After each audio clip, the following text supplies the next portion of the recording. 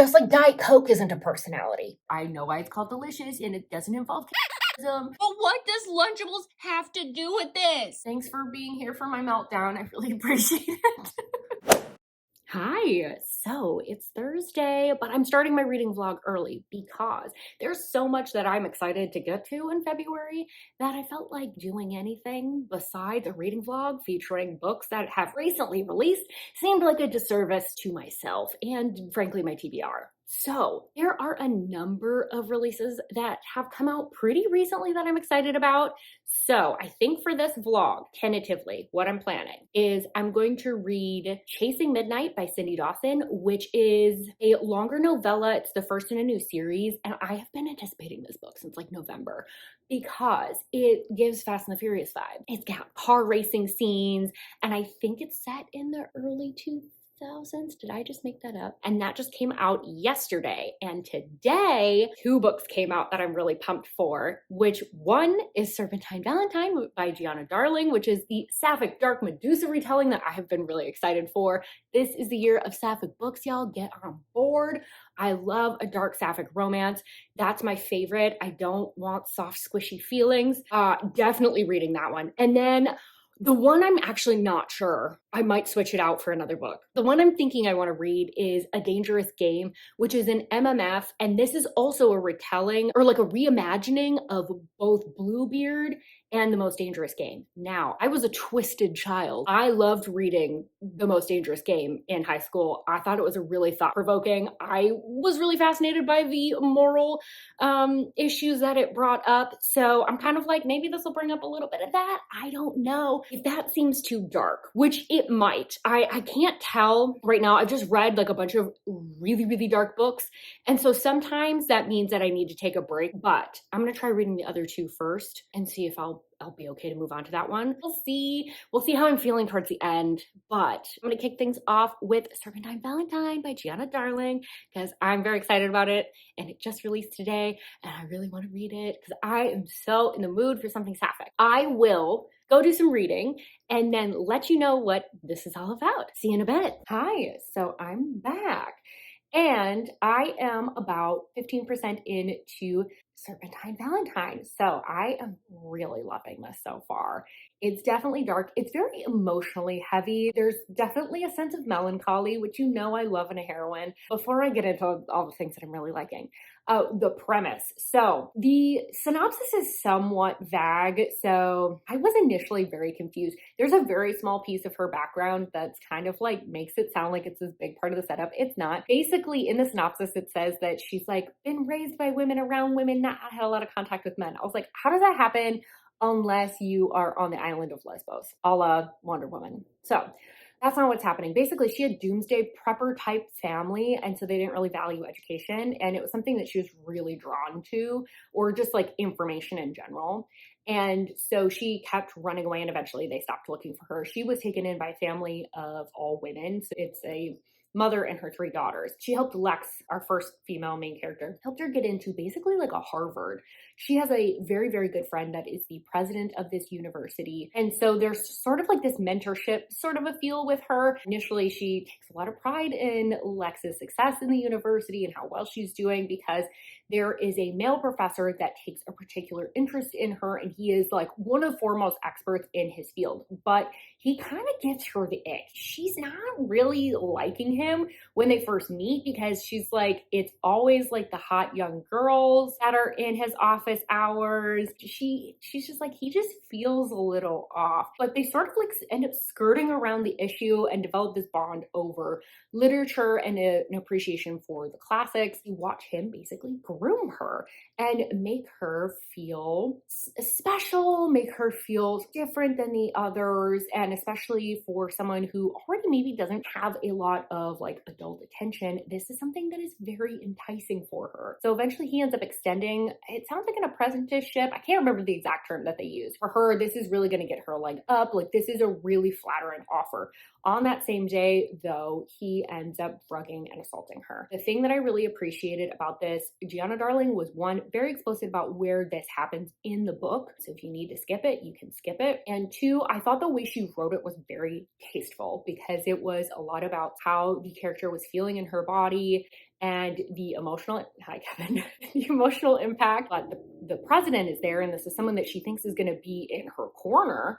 And she ends up absolutely not backing her up. Basically, this is a legal and PR nightmare. And so from there, Lex is like, I'm going to get my revenge. So the thing that I'm really loving is that Lex is a heroine that I really like. She's very sure of herself. She's not going to bow down to other people. She's not going to be shamed. And she's not going to take what other people are doing to her. She's going to get her revenge. And she's going to do that by getting the president's daughter, who's also going to school. And she's sort of more like the golden girl. Like, she's doing well in school. She's kind of everywhere. She plays field hockey. She sort of has like the Instagrammable type of life. And it's really cool getting her perspective initially, because she's like, oh, I never really noticed this gal Lex before, but like, maybe I'm kind of interested. And so just like watching that kind of connection exist already, and her kind of being almost less sure than she comes across versus Lex is even more sure than she comes across, just to kind of see like their internal self versus their exterior presentation. So far, I'm really enjoying this, but we've just gotten past the setup, so we have a lot of book to work with. So I'm gonna keep reading. I have sprints tonight with Nikki and Bookland, and Sam from Sam Reads a Little. So I'm gonna get a good chunk more read here. All right, see you in a bit. Hi, so we are in my bathroom once again, but I wanted to give you a very quick update because I'm now at about the 25% mark. I feel like Gianna Darling really thought this one out, because we have a lot of different versions of misogyny going on in here, and they're all represented with different characters. We have very blatant misogyny, we have like internalized misogyny going on with women, and we have like the other heroine, Aluna, she's just kind of being complicit in her boyfriend's misogyny and not saying anything. There's a lot of female rage. It's very cathartic in certain ways and very, very heavy in others, just because the content is so intensely focused on the topic of kind of misogyny as a whole. You're kind of constantly getting these little bits where you're like, ooh, I see where you're going with this. The relationship's already progressing. Lex girl is very good at seduction, and she's already gotten herself a little baby taste of Miss Luna. Also, it's really fun because I thought this book was just going to be revenge against the people that kind of wronged her regarding that specific incident. Our girl Lex, she's decided she's getting revenge on all men that suck, and that is most excellent, and I will definitely take more of that. This is feeling really good. This is feeling like a good one, so we'll see. I've got reading sprints in a little bit here, but I will see you in a bit. Hi, so it's the next day, and I thought I'd give you a quick update. I'm now just over 50% in. I've been highlighting a lot. There is a heavy emphasis on rape culture in general, how that kind of like is manifesting on this campus, how the men are talking about Lex, how the women are treating Lex. It's really heavy in that regard, but it's also punctuated by these really like sensual moments, these vulnerable moments that we're getting between the heroines. That's been really nice because it makes those sweeter moments feel so much softer. It's so much more of a heavy read than I really expected it to be. I genuinely was getting misty-eyed at certain points, and we're only 50% in. Gianna Darling's kind of flowery writing is working in this book because it's capturing that heaviness of shame that people that have survived SA experience, the not knowing if they've even experienced SA because we don't really talk about it, and all the different ways it can manifest. And there's a lot of talk about consent. There's a lot of consent sought between the heroines. One thing that I'll say about the heroines' relationship, it reminds me of Ruby and Aura's relationship from Vibe by Liza James, because you have a very strong, tough heroine, one that comes across very self-assured, but has a lot of vulnerable, like soft underbelly to them that only the other heroine gets to see. The other heroine being a little bit more naive, kind of having their gay awakening, starting out with a boyfriend, thinking that they're straight. They just don't really know how to define themselves yet. and the other one kind of being like, I'll tell you how you feel because I can tell based on how you're responding to me. I will continue reading and give you an update if anything else shocking happens. But so far, so good. Also, I have recently been informed that my sister-in-law, well, one of them, one of my sister-in-laws has found my channel. So welcome. I love you. Hi. So it's actually now Sunday. I wasn't able to update you yesterday because my husband likes to go cross-country skiing. So I spent all of Saturday in the mountains. Yes, I was sitting in a lodge drinking beer and finishing up reading Serpentine Valentine.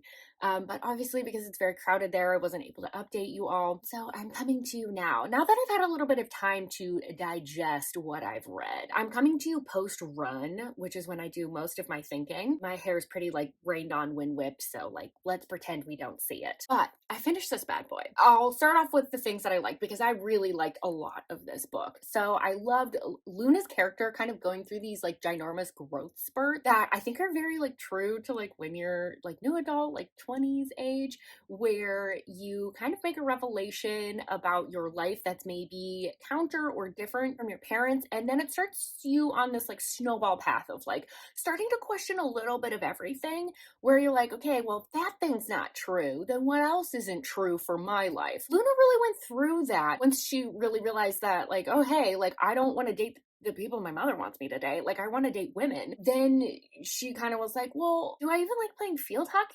Do I even like going to the school? How much of this was mapped out by my parents? I just think that's like very classic to that age. And I think Luna's character like really did a good job capturing that. I also really loved that Gianna Darling doesn't actually assume that you know anything about the original Medusa story. I super appreciate that. I know so much about the Hades and Persephone story because authors cannot leave that one alone. But I don't know much about Medusa, but other than she's got like snakes for hair and turns men to stone with her gaze, which that's badass. That was about it. She does include like a kind of like a point by point plot in at some point in here, which I thought was super helpful because I think there are too many books that assume that you know who's representing which gods and which characters and what part's being retold. And I liked that you could kind of like draw the parallels within the book of like, okay, this person is that person, this person is that person, and then also see how she was rewriting the ending to make it more feminist. Sorry, I just scratched my chest. That's all this is. I also really liked the conversation around the messaging that women get regarding their bodies being kind of dangerous. There's this like fine line that you're supposed to walk as a woman with your clothes, with your personality. You can't be too aggressive. You can't cover up too much because then you're not attractive to men, but also don't expose too much because then anything happens, like it was your fault because men have monkey brains and they can't be held responsible for any of their actions. So I liked that that was like a main part of the conversation in this. I also really loved that we did get a ton of snake imagery. I love snakes. I have snake earrings, necklaces. It's on my clothing. It's on my phone case. Like, I really love snakes. In fact, I have a snake tattoo. I really loved that there was also an Ouroboros included in here, which I have a tattoo of. I'll just flip around so you can see it. Hopefully y'all can see that. But I really liked that that was included and was used correctly because it like symbolizes like fate and the cycles of life and eternity and a lot of different things. And certain HD Carltons don't know what it means. And they use it as a symbol of PDF file rings and like Satanism, which I just thought was ridiculous. So I really loved that that was included. That was one of the things that I was most looking forward to with some of the like snake imagery. And that is included pretty much throughout the book. So now that I've kind of like gushed about all the things that I love, I do want to talk about a couple things that didn't really work for me as much. I felt like the side characters were a little bit too simplistic. In particular, the president of the university, Luna's mother. So she is like this high profile woman who has even written a book, we find out, about feminism. And it's charted as a New York Times bestseller. And so she does think of herself as this feminist. And yet she is actively attempting to cover up or not believe Lex regarding her essay. So in humans, you're going to have cognitive dissonance. Hi, it's me popping in really quick because I wanted to explain what cognitive dissonance is because I don't think I kind of explain it very well in here. And I want to make sure we're all on the same page so we can have this lovely discussion. Cognitive dissonance is that mental discomfort that we experience from holding two conflicting beliefs, values, attitudes, whatever you want to say. We like consistency, so we feel uncomfortable when we have two of these things that are inconsistent. That's what I'm talking about. You need to find a way to reconcile these two things because these are two values that are entirely opposite, right? So, as humans, we come up with ways to rationalize, to relieve ourselves of that cognitive dissonance. And I don't feel like that was done here. And I think that that would have just made the messaging a little bit more powerful, packed even more of a punch, because it would have been more realistic to real world examples that we have of this happening. I just wanted more from that plot line. One thing that I think will be hard for other readers, and I think you should know going in, there was so much violence against women, like so much. Like, no man in this book is safe. The assault on Lex is like not the last time that that happens on page. And I think that that can get to be very heavy. I think Gianna did a decent job of punctuating that or contrasting those dark, heavy moments with all these men with the safety. And I think I called it sweetness before, but I'd say more like softness of the relationship and the friendships with women. It lent a lot of power to the relationship because it did have this sort of like atmospheric quality to it. There was this sense of sanctuary, home. That said, I also felt like there was just like a little bit of relationship development lacking, just because we do have that initial attraction. Obviously, Lex is trying to seduce Luna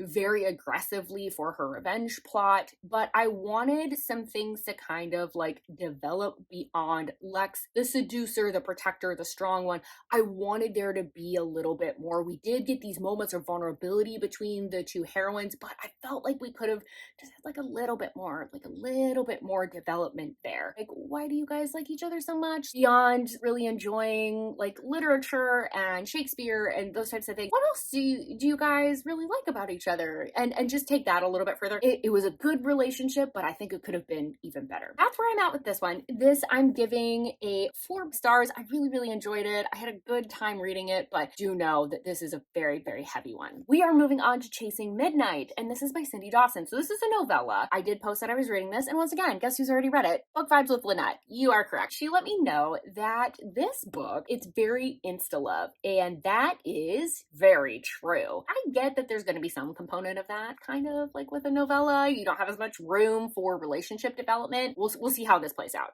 Should I tell you what this is about? The premise is that Sparrow has just graduated, I think, art school, and she is going to Italy in a week. So she is in Texas, somewhere along the coast. I don't remember where. And she's just having like a little bit of a spring break kind of moment. It's sort of the off season at the moment. So her friend is supposed to be joining her, but her plane is delayed, and she ends up running into a very sexy bartender named Knight, and they just sort of have like a little one night stand situation. So far, it's not what I was expecting, but I'll update you more once I get further in. I want to see if I read on this is correct before chatting to you all about it. But I will see you in a little bit. So we've got Kevin joining us over here amongst all my drinks. I'm now 50% in. I'm not having a good time. So I was promised certain things and they have not been delivered upon. So the way this book has been promoted and advertised has been like 2000s vibes, Fast and Furious, car racing, spicy time. Definitely got spicy time. There's only been one racing scene and I'm 50% in. It's not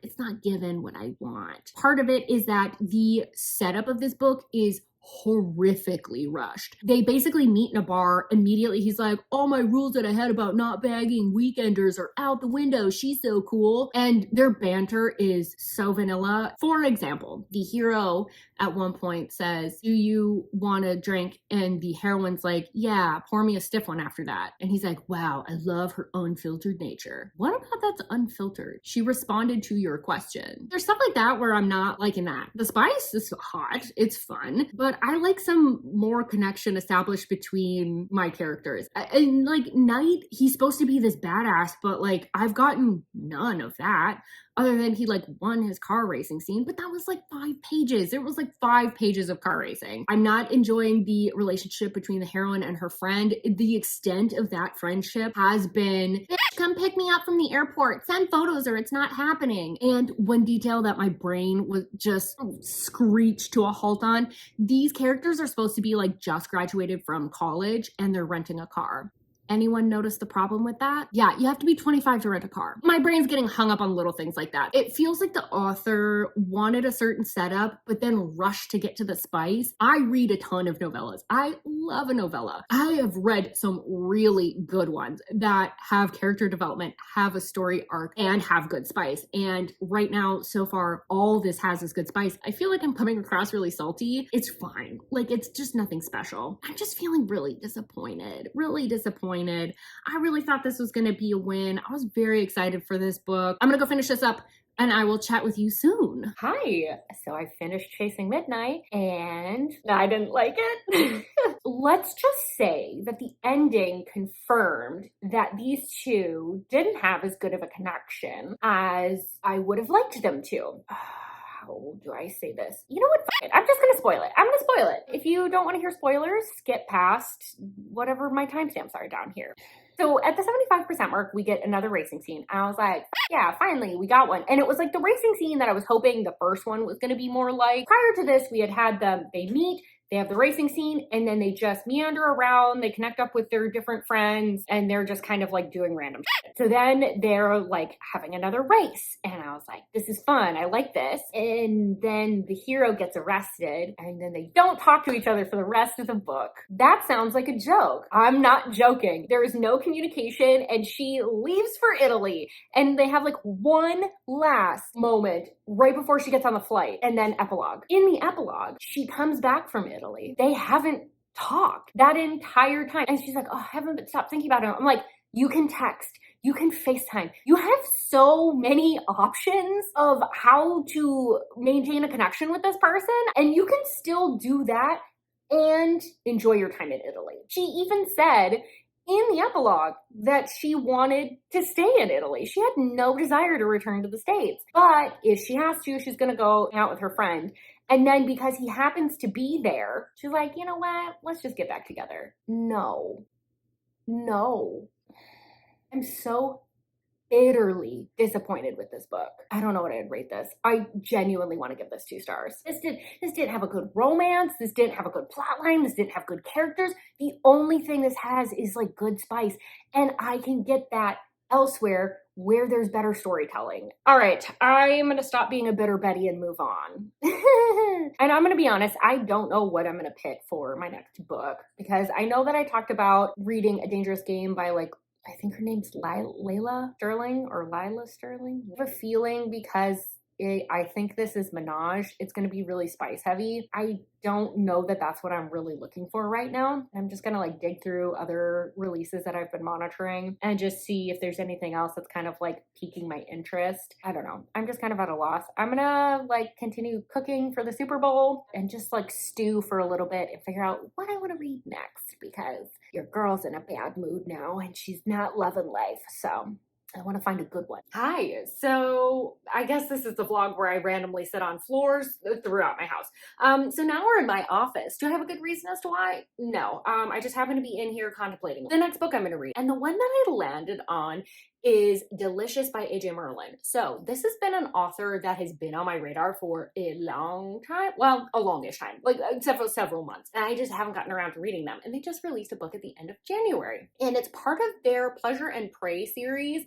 I think it's like the 4th or 5th book. Essentially, we have a plus-size heroine. She goes snooping out in the woods and she hears like chainsaw noises, which I'm like, girl, don't do it. But she does. She ends up in the house of a killer, and then she's trying to get free, so she's trying to manipulate him, but it turns out maybe there's more beyond the mask. So it's got things that I like. It's captive. It sounds like there's going to be a heavy emphasis on kind of like manipulation, which I really like in captive. That's kind of my favorite part. And hopefully this will save me from slumping, because that last read really with my head. I tell you what. So I am going to go ahead and read that. I'll probably update you tomorrow morning, like Monday morning or before work or after work. I guess you'll just have to wait and find out. What a fun mystery. All right, I'm gonna go watch the Super Bowl and get some reading done. See you soon. I am going to try this again. It's been another rough day of work because it's now Monday. Surprise! I haven't read anything. I have no update for you with that, but I got a package today and I wasn't expecting anything. Emily from the Astral Library sent me a little something as an early Valentine's Day gift / a little break from the chaos of work, and I just thought that was so sweet. Emily has been seriously one of the best supporters. I'm going to link her profile below. The camera just kind of cut me off, but all I was going to say is go check out her channel. Emily just reads like a ton of different types of books. So she reads fantasy and sci-fi and manga and fan fiction. She reads a whole variety of stuff, classics, and she's way better at analyzing stuff compared to me because she's actually getting her PhD in English. So yeah, go check out her channel. Hi, so I apologize. I haven't updated you. I haven't updated you at all today. I've hardly done any reading. I've had a wild couple of days. Monday, I didn't read at all. And today I'm only 10% into Delicious, but I did get through the intro. The blurb made it sound like she like runs toward like the chainsaw sounds. Like, what's going on? No, chainsaw sounds run towards her. And there's already been an on-page unaliving. My delay in reading this book and getting you all updates has nothing to do with the quality of this book. This is entertaining as hell and definitely holding my interest. I just haven't had time to read. But what I have had time for, because today is Tuesday, so it's Fat Tuesday or like Mardi Gras for like most people, but for Polish people, it's Pączki Day, which means I have been stuffing my face with donuts. Oh, let me get the box. Look at these things. This is my second box, by the way. I already ate one. Oh my God, they're so good. They're so good. Except, although I've had a rough couple of days, those are my positives for you. I'm gonna finish cooking dinner. I'm not gonna be able to update you at all tonight, and I'm not gonna get any reading done. I am going to a concert with my husband, so that's pretty much removing any possibility that I can read. I'll update you when I have something more. I have a feeling this is a book that I'm gonna be picking up the camera a lot for when I'm reading it. Well, that turns out to be true, but not for the reasons I thought. Stay tuned. Hi, good morning. So it's Wednesday morning now. It's Valentine's Day when I'm filming this. Yes, the day of love. And we're going to ignore the mess back here because I got in from the Dylan LeBlanc concert very late last night. And I come to you with sort of a reading update, but not really. So I was like, going to just like grab the camera and be like, I know why it's called Delicious and it doesn't involve cannibalism. Thank God, because like some of my other books have. It's either one of two reasons. One, he is actually like a very good cook. Two, he likes to lick blood off of the heroine. He's done it a couple times now. But it's so weird because he does like little unhinged things like that where he's just like, but then for the most part, he's like very kind, very sweet, and almost shy. It's confusing the heroine. It's a little creepy and sinister feeling to me. Oh, by the way, I'm 25% in. Would have been helpful if I mentioned that at this point. Why I end up popping on here is because I woke up to so many notifications and I was like, what's going on? Because I live on the West Coast, so a lot of times there's just stuff going down before I even wake up because some people are like half over with their day already. I got tagged in 3 different videos. Bex from Bex Reads put together a tag video / like collaboration where she had a bunch of booktubers talk about booktubers that have under, I think it's 5,000 subscribers. Me. Hi. I'm one such person. And I got tagged by 3 different people for 3 different things. So fun fact, I tried to film this earlier and then ended up pretty much crying. So I'm trying not to do that right now, but we're already getting misty-eyed. So let's see if we can get through it this time, shall we? Monica from Pardon This Book Addict, she's always commenting on videos. I love interacting with her in the comments. Like seriously, this gal reads so much. And she tagged me for my intro. And that was something that when I first started, I was so insecure about because I tried a lot of different things. And so to hear that it like landed with someone just like, oh, it touched me. And then April from Happily Ever April tagged me for my editing, which is something I'm like weirdly constantly question myself about because I'm like, I'm always overthinking it. Do I edit too much? Am I chopping up my sentence too much? And like to hear that someone really likes it. It was just like, oh, And then Jess from Honest Fiction tagged me as a recent discovery and also said that she liked my thumbnails and almost tagged me for that. Fun fact, Jess from Honest Fiction did a collab with Cheyenne from That Tall Book Girl about starting a booktube channel, and they're actually the reason that I started, because they finally demystified it for me, because I couldn't figure it out before that. I'm just having a little moment. I'm feeling the love. I don't have words. I don't know what to do. I am gonna go drink my coffee because I'm gonna associate this situation with the fact that I'm a little bit tired. What if I just titled this a vlog where all my fellow booktubers make me cry?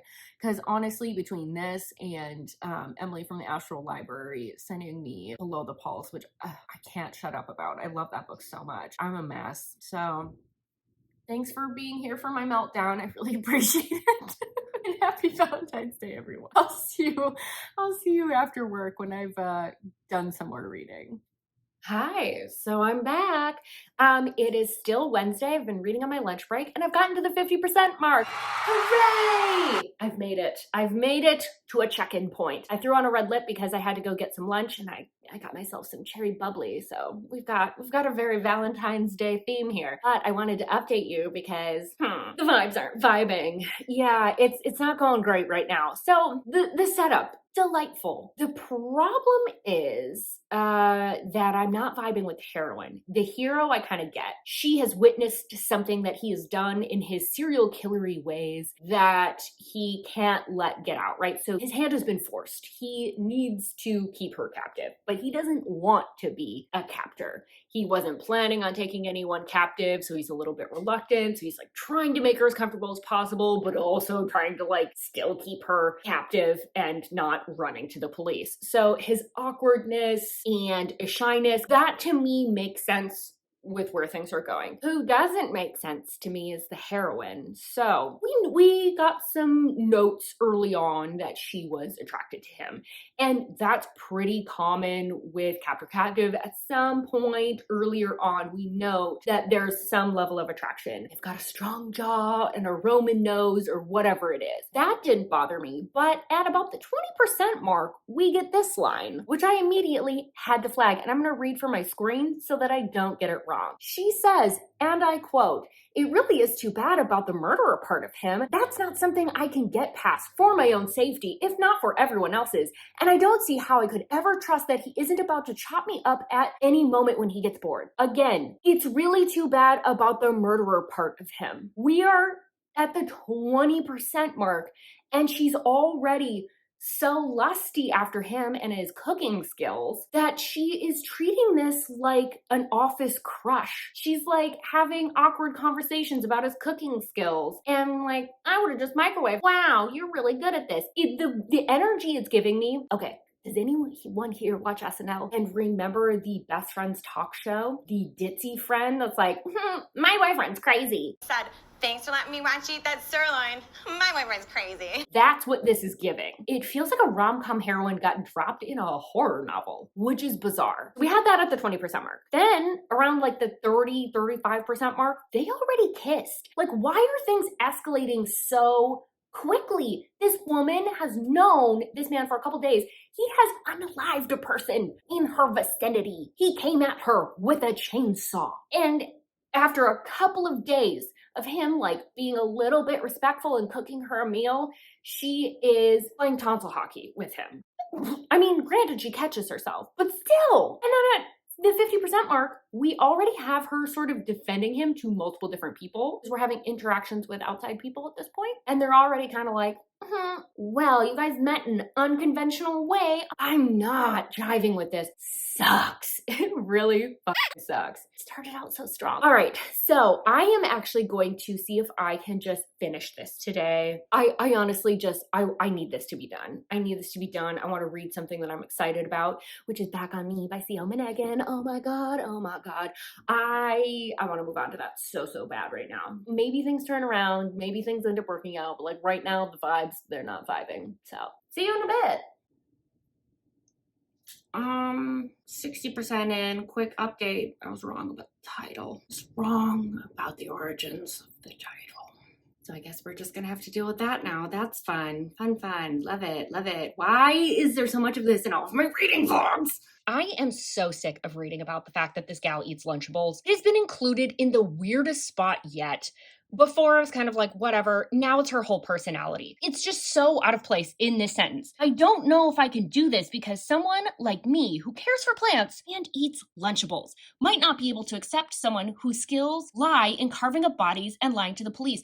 What does eating Lunchables have to do with his skills in lying to the police? We're not comparing things that make any sense. But what does Lunchables have to do with this? Stop bringing it up! Like, why are we pretending that Lunchables is a personality trait? Why is that the comparison? Like, if we were like, I eat Lunchables and he eats people, that's a comparison that we can make. Those are things that make sense to compare. Her empathy, perhaps, and wanting to care for plants, and comparing that to the fact that he unalives people. That might make sense. I know I'm getting irrationally worked up about this, but it's not a personality. Just like Diet Coke isn't a personality. Where's her personality?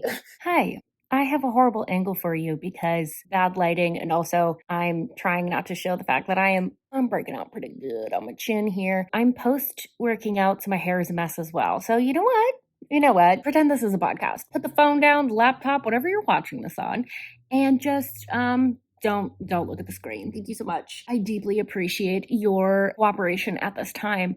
So here's the thing. Update on the Lunchable front.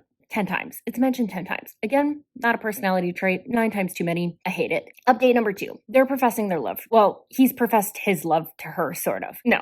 His friends know that he loves her. How? They've known each other for only a handful of days, and I get it. Sometimes you can kind of pull that off. That instant chemistry, that glance from across the room. Some authors can pull that off, and I think that's what's trying to be pulled off here, and it's not working because, one, Lunchables is our personality that we're working with, and this guy is supposed to be an ex and a serial unaliver and hider of bodies. I just don't buy that he'd be going to his besties and being like, hey, bestie, Soup's in love with this gal named Sailor that I've known for only a couple of days. I don't buy it. That's real weird. That's real weird. Unless you're the super obsessive type. I get it if you're an S. Mastery type character where it was I saw you across the room and now you're mine. You know what I mean? That hits different. This dude's shy, awkward. This is just not working. Okay, I feel like I'm really dogging on this book. It's probably a 3-star. But I'll be honest, I have had moments of contemplating DNFing this book because I'm bored. This is just okay. I'm going to push through and finish just in case something really cool, something really wild really turns around. Sometimes that does happen. Okay, I'm going to go read now. Bye. Okay, the glorious shots continue, but I had another thought. This feels like a book that was written to fit certain tropes. He's a serial unaliver. She's a photographer that likes Lunchables. This felt like the author was writing and was like, oh, bitches love this. But then when it comes to execution, there's no connective tissue. And then somehow made it boring? Okay, I really am going to finish this and stop complaining. I promise. I'll go. Stop it. Hi. So, it is now Thursday, and I have survived Valentine's Day by eating taco time and oh so much chocolate. Now, finally, finish up the A.J. Merlin book. Delicious. Here's the thing. The last chunk was so boring, and there was an unaliving on page.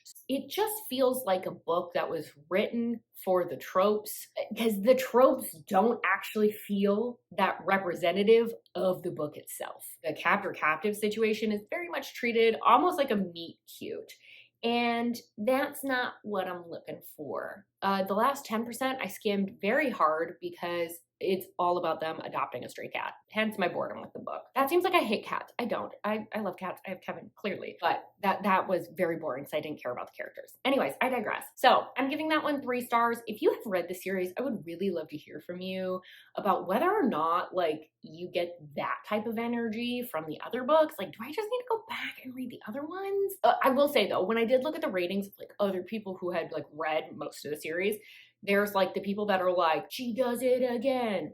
And then there was like another chunk that were like, the vibes on this one were very different than the rest of the series. I didn't like this one as much. It wasn't unhinged enough for me. So if you have read the other books, I would love to hear if that's true. But I think my final rating for that one is going to be 3 stars. It's fine. Chasing Midnight, 3 stars. It's fine. I think if you have adjusted your expectations going into this book, and I guess the A.J. Merlin book too, if you adjust your expectations going into those books, you might have a better time. But for me, what I was promised is not what I was given, and so then I become bitter. That's where that's at. If you want a smutty good time, Chasing Midnight is perfectly serviceable. Don't expect that much car racing or that much character development. Okay, finally, Serpentine Valentine. I do just want to have a mild little follow-up conversation about this book because this is getting like so much hype right now online, and I feel a little weird about it because is it a good book? Yes, I enjoyed my time with this book. 4 stars. I liked it. It's feeling like it's tipping into overhype though. This is kind of reminding me of how every year there's a single thriller that makes it into the zeitgeist and everyone thinks it's the best thing since sliced bread, and then experienced thriller readers are like, yeah, it's a decent thriller, it's fine.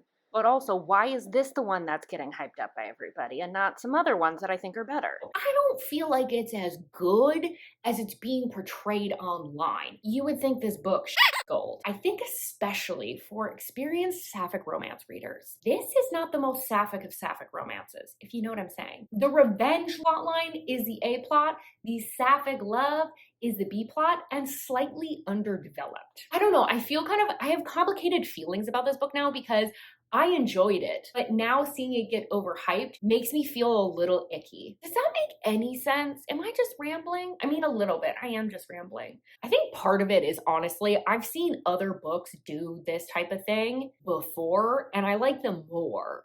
In vibe, we also sort of have, well, it's not really a revenge plotline. Well, eventually it is. But we have similar types of characters, but I felt like I knew those characters, would defend those characters with my life, would defend their love with my physical body. Versus this, I think it's a nice subplot. Am I rambling? I hope I'm making sense. I still like this book. I don't dislike it, but I just want to offer a little bit of contrast with some of the other sapphic books that I have read, especially dark sapphic romances that I think have done it better. I'm just going to leave it there. Make your own decision. Do you want to read it? But with all of that, let me know. Have you read any of these books? Do you plan to pick up these books? Especially with the A.J. Merlin books. Have you picked up other books from A.J. Merlin? Is there another one that I should be picking up from her backlist or from the series that puts off a different energy, would be more my speed? I don't know. Let me know all the things. Don't be shy. I enjoy hearing other thoughts and opinions on books. Now I really am rambling. Okay, don't forget to like this video if you liked it. Subscribe if you want more content from me. And I really hope to see you on my next video. My next vlog is going to be a collab video, so look forward to that. Bye-bye.